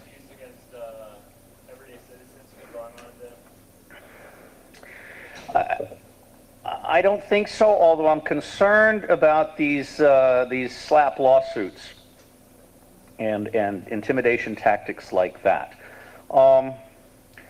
Business intelligence, first off, is not very widespread. Only 5% of U.S. corporations and 9% of European corporations have a structured business intelligence unit. And until my partner Jan Herring entered the private sector in 1988 and created the first business intelligence unit for Motorola, and then he went on to create them for Monsanto and Phillips Petroleum and Ford Credit and Southwest Bell and a few others. The process of national intelligence, which is requirements definition, collection management, multi-source validation and fusion, and then compelling presentation in a timely fashion, okay, had not been applied in the private sector. We have a little circle of competitors as we're looking at our business plan and trying to shop for $5 million, and fully half of our competitors are our clients themselves. Roughly 20% are middle managers who read the Wall Street Journal and think they know more than anyone, and therefore they're going to make these decisions, and they're not really computing the fact that some guy in China is about to eat their lunch. Okay. Then there's another 20% or so that are the strategic marketing guys, the strategic planning guys, and they're doing a little bit of outsourced research to Forrester and Jupiter and these folks, but they don't have this process in place for getting the question right and then knowing collection management and what's out there and so on and so forth. And then you get finally into this other half, which is all these little niche services. You have 3 serious business intelligence outfits in the United States, and a number of others that I consider less serious. Fulden Company up in Boston, SIS International here in New York, and Kirk Tyson's in Chicago. These are all little 15 to 30 person mom and pop shops that are not web smart. And they basically do it the old-fashioned way, which is they combine online research with Dow Jones Interactive, which, by the way, has eclipsed Dialog and LexisNexis as the best place to start if you're looking at stuff that's less than 2 years old. Okay, I'll get to Pinkerton. They're an investigative agency, by and large, although they're doing the security thing for cyberspace. So you've got 3 business intelligence outfits, by and large. You've got the big 8. You've got Pricewaterhouse and Arthur D. Little and all that stuff. I reviewed $40 million worth of one of these large companies' production for a year for a major client. $40 million. You know what it bought? It bought a room about this big, full of 3-ring binders, full of paper, put together by junior MBAs who were clueless about the problem being solved, who did not identify their sources, and who did no aggregate analysis. And it wasn't delivered in soft copy. $40 million. That's a crime. That's the level of these big 8s. Then you have academics. You've got the Harvard guys. By the way, let's take a do we want to take a 5-minute break and go on? Do we want to just go on and you guys just leave and go to the bathroom? What do you want me to do? I'm here for as long as you want. I got a plane at 9:30 tomorrow. AM or PM? AM. But I don't need sleep. So you have the Harvard consultants. Then you have what are called information brokers. If you're a professional and you're looking for information, you want to go beyond the internet, and you don't want to subscribe to LexisNexis or Dialog or one of these things, what you do is for $99, you can buy the Burwell Worldwide Directory of Information Brokers. This is the best $99 you're ever going to spend on content. She's got a website. I think it's burwellinc.com. She has a directory of people who do information research for a living. These are information brokers. Many of them are doing it out of their home as a kind of second career, librarians, whatever. And at my suggestion, well, first off, she has an index by topic and by country. So you can find the little old lady in tennis shoes who speaks Portuguese and has spent her entire career doing the Brazilian nuclear industry. This is useful. And at my suggestion in 1994, she added an index by language. So if you need someone who speaks Urdu or Tamil and is an information professional, you can go in there, and if they're in her directory, you'll find them. And these people are very reasonable. They're generally about $75 an hour, plus the cost of collection. And so for anywhere from $250 to $1,000, you can get a pretty decent commercial online pull of this stuff, and it's valuable. But nobody has actually put it all together, because now you get into these other niches. If you're doing Caspian Sea oil production or pipeline planning, it's really helpful to have a map. But we don't have maps of the Caspian Sea energy area. The Russians do. For $300 a map sheet, I can get just about any Russian military map. In fact, I was stunned to find out that I could get Vladivostok. No, TerraServer is shit. Well, no, TerraServer is actually not making any sales. Okay, TerraServer is getting millions of hits and no buyers, and it's too bad. Yes and no. Let me run through the commercial imagery options. Okay, the only company in the world that has the entire Earth at 10 meters, which is the least acceptable, the highest acceptable resolution, entire Earth, roughly less than 3 years old, cloud-free, is Spot Image. And they're based in Toulouse, France, and they're French, so the Americans aren't going to buy shit from them, which is really dumb. Next best is Canadian RadarSat, which has the real advantage of being able to see in the night.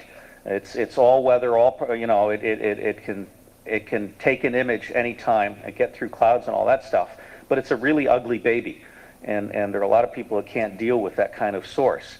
Then you have Indian 5 meter, but it only has one satellite, so it's too long between double looks to do contour lines and all that stuff. And then you have Russian 2 meter, only mysteriously it doesn't lose resolution when you pump it to 1 meter. They're selling 1 meter and pretending it's 2 meter.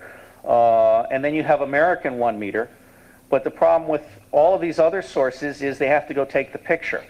They're not in the archives. It's harder to pull together all of this stuff. It's also very expensive if you're the first buyer and they're doing the collection just for you. It's much better to buy from the archive. So you have Russian military maps. You have commercial imagery. I can put boots on the ground with a digital camera and an engineering degree anywhere in the world in 48 hours by going to an outfit in England that has all these SAS guys that are trained combat engineer surveyors who can go in and do a road survey. They can tell you what the bridge loading capability. Did you know the United States doesn't know what bridge loading capability is all around the world? We built 70-ton tanks because we thought it was a good idea. Now let's deconstruct that a little bit. Okay? 70-ton tank. Now Navy ships, first off, weren't built to carry 70-ton tanks. And Navy landing craft weren't built to carry 70-ton tanks. And when you put a 70-ton tank in there, you lose like 5 trucks and 3 artillery pieces. Turns out only 50% of the world has a port that will allow pier-side offload, because we need a depth of 5 fathoms, about 35 feet. We need a turning radius for the ships. We need all kinds of shit, right? So, okay. We're going to take a 70-ton tank, and we're going to take it from a ship moving 9 different directions at once into a landing craft moving 9 different directions at once, and then we're going to take it to this beach. Well, 80% of the world has no cross-country mobility. Okay, so the 70-ton tank is going to sit and look real pretty on this beach, except for 6 countries in the world. And, oh, by the way, Europe doesn't sell trucks to the third world, if we move it on the road, that weigh more than 30 tons. There's a reason for this. Okay, so this 70-ton tank, which can shoot 3,000 meters, I mean, it is a really mean thing. It can kill a fly at 3,000 meters, okay? Well, it turns out your line of sight distance in most of the world is under 1,000 meters, except for 6 countries, okay? And it's just an incredible thing, all right? Let's take aviation as an example, because this was my first study. We build airplanes for a standard aviation day that is warm and not humid, roughly 65 degrees and not humid. It turns out that all these countries where we're going to, the Somalias and Burundis of the world, are 80 degrees and humid. This is a 50% difference in how far you can go, how much you can carry, and how long you can stay overhead. Our aircraft are literally at 50% of their operating capacity in all these hot countries. But try and explain that to the colonel in charge, you know. And basically all of the embassies are more than the round-trip refueling distance of the CH-46 helicopter from the Navy platform. We'll pretend the Navy will come into the 5-fathom line. In fact, the Navy likes to stay way, way, way out, because we're outgunned by coastal artillery from most nations of the world, including pissant nations. Okay, so Navy stays way out. Well, it means you're going to have to set up a forward area refueling point to refuel all these helicopters as you're trying to get all these Americans out of the embassies. And oh, by the way, ambassadors refuse to evacuate their embassies until they're actually coming over the wall. You know, so this makes it real hard to keep them from coming over the wall and get 600 people out at the same time. So these are what I call strategic generalizations. The Pentagon is clueless on strategic generalizations. They don't buy weapon systems based on need, and they don't buy basic weapon systems based on global worldwide realities. And that is why you have a Department of Defense that's largely irrelevant to the threat facing the United States in the 21st century. Bradley fighting, oh, the Arsenal ship, the Arsenal ship. The United States Navy had a great idea. They decided, we don't like sailors getting killed, and we're running out, you know, so they came up with an Arsenal ship, which is a ship that's bigger than an aircraft carrier, run by 50 people, which shoots precision munitions. Well, let's deconstruct that a little bit. First off, what you really need in the U.S. Navy is a global presence that allows you to put 1 platoon of Marines anywhere in 24 hours, a company in 48, a battalion in 72, and a full-up Marine Expeditionary Force in a week. What does that mean? It means you have to have that kind of ship thing, right? So you have to have a whole bunch of frigates out there, destroyers. You have to have small amphibious vehicles that carry a company at a time, that are all spread out, and then you have what I call the pylon concept. Marines kept the Somali embassy, our embassy in Somalia, from being taken over because they flew from 400 miles out. They put a platoon on the ground as they were coming over the wall.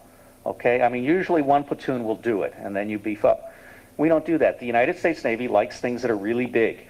Okay, so they will put 1,000 Marines on 1 ship that a single diesel sub-skipper can take out. Because, oh, by the way, Marine operations aren't important enough for an aircraft carrier to protect. Okay, so we send the Marines in harm's way without aircraft carriers. All right, so there's, I mean, this is just insanity. Insanity.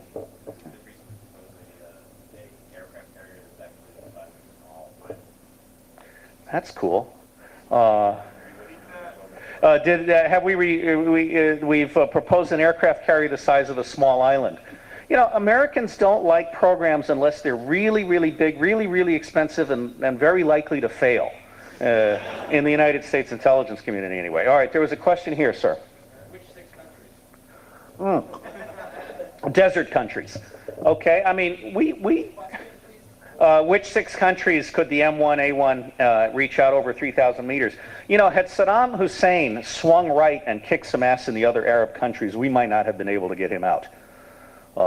He gave us the luxury of 6 months to build up to the perfect, thing.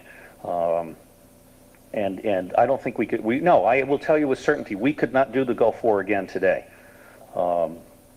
I won a war game once by sinking a ship in Charleston Harbor and wrapping C4 det cord around the nose wheels of all of the aerial tankers and all of the AWACS planes.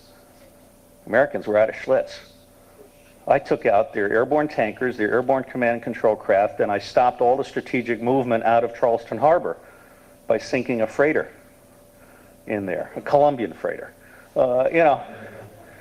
We don't think in these terms. And it would be really neat if we had a DOD that actually thought about the world and what it needs.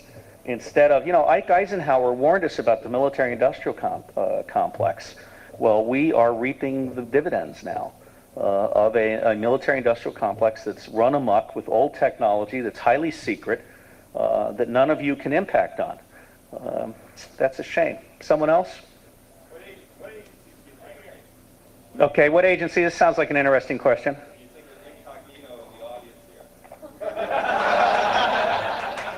The U.S. Army's Land Information Warfare Agency is certainly here.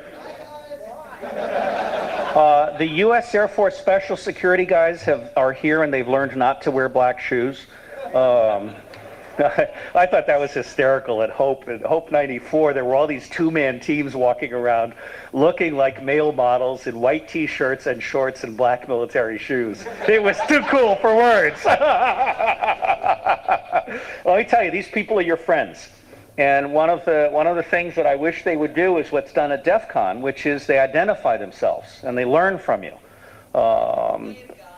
What's that? Stand up and wave. If anyone wants to take off their clothes and identify themselves as a federal officer, you're welcome to do so. But I mean, really, these people, I happen to think a lot of LEWA. I think it's probably the best outfit we've got in this area.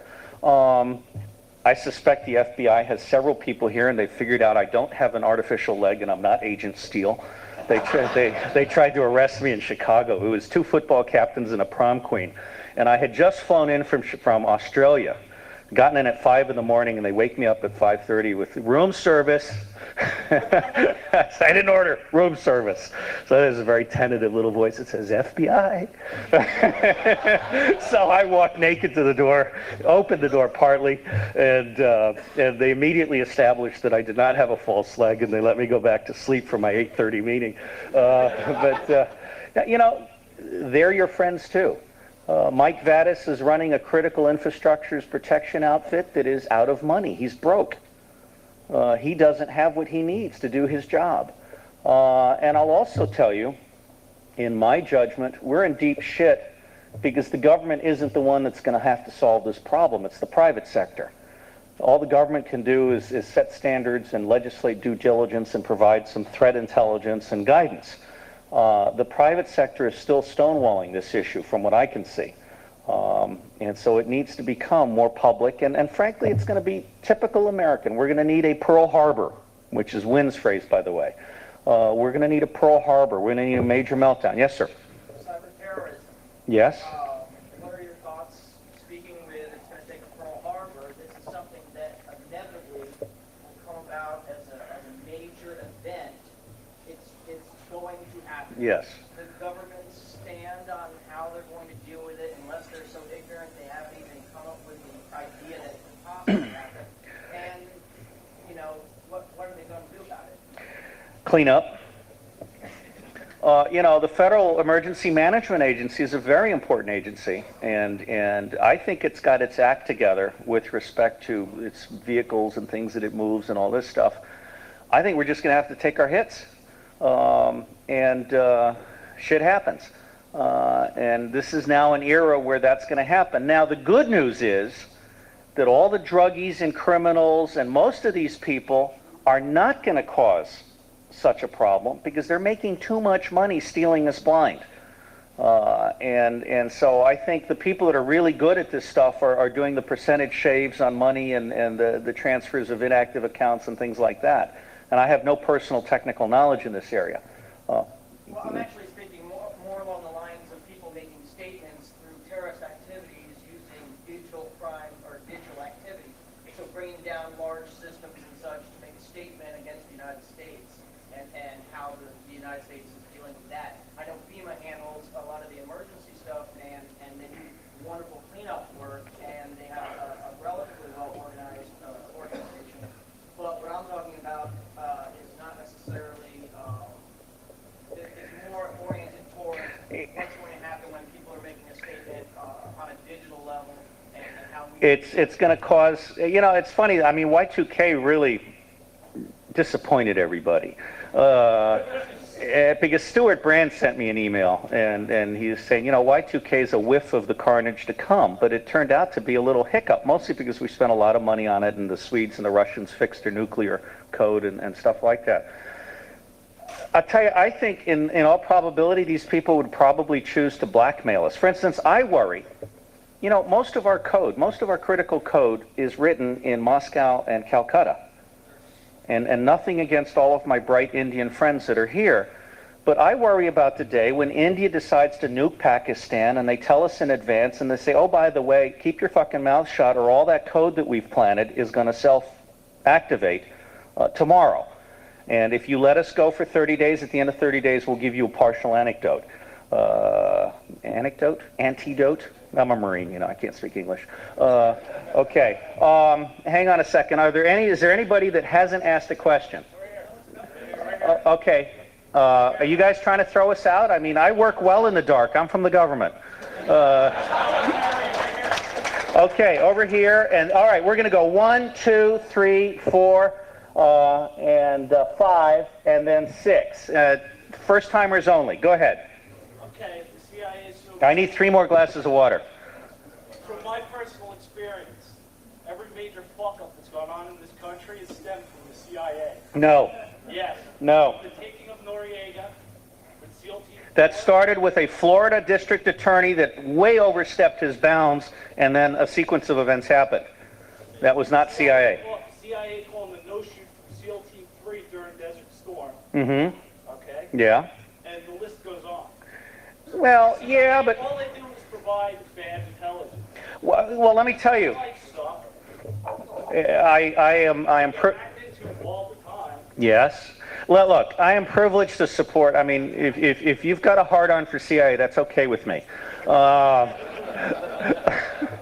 am privileged to support the Special Operations Command, and I believe that we suck at providing intelligence to military activities. We suck even more at providing intelligence support for diplomatic activities. But how many lives are wasted on your shit-ass intelligence? That's a real good question. My personal feeling is, thank you very much, my personal feeling is that the $30 billion that we're spending, and by the way, it's really $50 billion if you count all the military people that move things around and provide infrastructure support and all of that. My personal feeling is that the American public is not getting its money's worth from American intelligence today, and that this problem will continue until we have a director of central intelligence that comes to grips with 2 key facts. The first is that he doesn't know 90% of what he needs to know, and the second is that his job is to inform the president, and he needs to do that in partnership with the private sector and do it in an open, legal, and ethical way. I mean, I've done all this shit, and I'll tell you something. There's one good thing about Phil Agee's book, which is that he documents the pedestrian day-to-day nature of a CIA case officer's life overseas. And in any given third world country, we're not there to find out anything about that pissant country. We're there to chase the Soviets. And the Soviets hate that pissant country too, so they're happy to have drinks with us. Okay? We're really not out there to learn anything about that country. We're there to chase Soviets and Chinese and maybe the occasional Pakistani. So we have a really flawed approach to what is our mission and how do we accomplish that mission. And my book, I guarantee it'll put you to sleep. It is a hard book to read, but it's a book that tries to create a smart nation.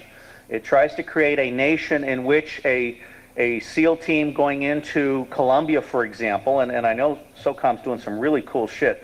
If you're going to put an observation team in clandestinely into, let's say, the Amazon, you can do commercial imagery so good that you can actually drop down in and do as if you were on the ground and just do a 360. And this is great. This is what we should be doing. And this is really good stuff. But it's very expensive stuff, and NEMA only has $2.98 in its budget this year, and so they're not going to buy commercial imagery to support that kind of stuff. They refuse to buy Russian military. Here's a true story. My friend Kent Lee from ECU Publications, and by the way, a lot of the companies that I talk about, my entire website is free, oss.net, except for the 500,000 that's hidden behind client access. But all these companies that I've referred to are in the open source marketplace where there's a direct link through to their website. There's no money involved. Kent Lee got a price from the Russians for selling all of the Russian military maps for China at the 1 to 50,000 and 1 to 100,000 level, okay, for $5 million. He went to the CIA and said, would you like to buy this? And they said no. He went to NEMA. For those of you that don't know, NEMA, it's National Imagery and Mapping Agency. They said no. 6 months later, the fact that the warehouse holding all these one-of maps, because they do one, and then, they can reproduce them if they have to, it burned down. We're talking here of 100 man-years of data extraction time on top of 1 meter imagery coverage of China. This is how stupid we are. NEMA is just hell-bent on not buying foreign commercial imagery or Russian military maps, and it's a mistake. It's wrong. And the military guys, I have been spending... Okay, security needs to break things down and manage the crowd. Great talk, thanks, get the fuck off the stage. Okay, no problem. What do you want me to do? I think security should work around me, if you want. Look, anybody that wants to leave, go. I mean, I'm only doing this as long as some of you want me to do this.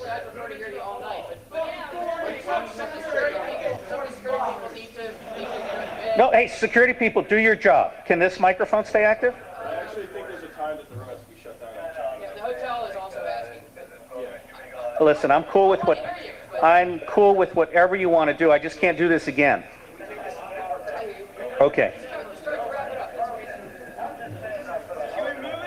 This guy works for CIA, and this is like Noriega. Remember where they played the rock music outside the embassy? Okay, I'm leaving. It's okay, man. Just round it up in like 5 minutes or so. All right, last question. Why do you take so That's how I think of them. All right, last question. Whoever thinks they have the most important question, shout it out. No. Yes. Of all the intelligence gathering that I did. While you were in the CIA, what was the percentage that was done with informants as compared to technical surveillance? And what type of checks and balances did you have for checking the accountability of the informant? That's a good fucking question. The question is, of all the intelligence that I did as a CIA person, and I think what we're going to do with all of these, in fact, could security do this now? Take all of these out there? I'll just shove all my pockets. Whatever you want to do, but put them out there so that we don't have a two-way thing. Only the people that want to talk to me come up here, and everybody else that wants one of these cool little globes, just get it on the table on the way out. The question was, how much of the intelligence I did was broken down between informants and technical, and what was the second half? And what types of checks and balances do you have to check the accountability? All right, and what types of checks and balances that I have to... That's an excellent question upon which to close. This will be my last answer on this mic. 90% 90% of the intelligence, can you at least let me finish this question without the radio, okay? All right, turn off the radios, okay? Let me have 5 minutes and then we're out of here. By the way, I think security's done a great job, but I can see where the Nazis got into their thing. Okay? You give somebody authority and they become Nazis. All right. Sorry, that's a cheap shot. But you really did a good job. All right. 90% of what I did was from recruiting people. Okay? Where you basically, you spot someone. And by the way, what you're supposed to do is decide what your target is and then identify people that have access to the information you want, and then gradually recruit them so that you get what it is you really need. We don't do that. What we do is we kind of stand out on the street corner with money in our hand, and anybody that stops, we say, you now work for the CIA. And then whatever they tell us is what goes back to Washington. 90% came from clandestine human. 10% came from technical devices that we supported the implantation of. As far as accountability, what happens, first off, the case officer is supposed to be the first source of accountability. And a case officer provides accountability by, number one, reading the case files, except they're not in the field, and most case officers don't go to headquarters to read the files, so they start their accounts with a clean sheet, meaning they know nothing about what's been reported previously by that asset. Second is the case officers are supposed to be reading the local newspapers and have an understanding of the target and the context and the historical and all that, but they don't do that either. So it's perfectly possible, and happens very often, that an agent will read local open source information and then will concoct a relative. We don't actually check to see if they have a relative in the foreign ministry. And so that's the first level. Then the second level is there's someone called a reports officer in every station. And that reports officer is an operational analyst. That's the person who's responsible for reading the reports, making sure that they have all the right facts and everything. Usually that person spends most of their time taking a really excellent report that's 5 or 6 or 7 pages long and saying, this needs to become 7 one-page reports because our numbers are down this month. And so case officers spend half their time turning really good reports into 7 really bad reports. Okay? And then it goes back to Washington, where there's another reports officer, still on the DO side now, who kind of checks it to see who should get it and release it and double check the source description, which have now gotten pretty useless. It used to be that you'd get source descriptions like a West German businessman who travels frequently to Brazil and understands the nuclear industry. And now, because we've had some issues, as my 11-year-old would say, I think it needs to be converted. This is all in my book. It needs to be converted into a national intelligence agency that has world-class analysts and another 1,000 of them. We need to kick the clandestine service out of town and create a clandestine service agency that's based in Philadelphia, doesn't wear button-down shirts, and is not allowed to visit Washington or work out of embassies. Because it's halfway between New York and Washington, and the guy that I want to run it likes Philly. Actually, what I do is I put the non-official cover offices for Latin America in Miami, for Europe in Boston, for Asia in Seattle, and I don't know, for Africa, I'd actually like to have a joint thing with the Brits out of London. We're getting academics now to sit side by side with the analysts and so on. But at the end of the day, and I will end with a line, and it's a little more negative than I'd like to end with, but it's highly relevant. Herb Meyer, special assistant to Bill Casey, is quoted in Persico's biography of Casey as saying, these guys believe the only intelligence worth having is what they can steal. They need to get reconnected to reality. Okay, so that's where we're at. I think we need national intelligence. We need to do a little bit of secrets, but my 2 most well-known sound lines are, number 1, don't send a spy where a schoolboy can go. And number 2, the problem with spies is they only know secrets. And if you think about that, that's pretty scary. Thank you very much.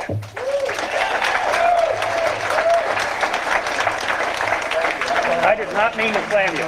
Yeah.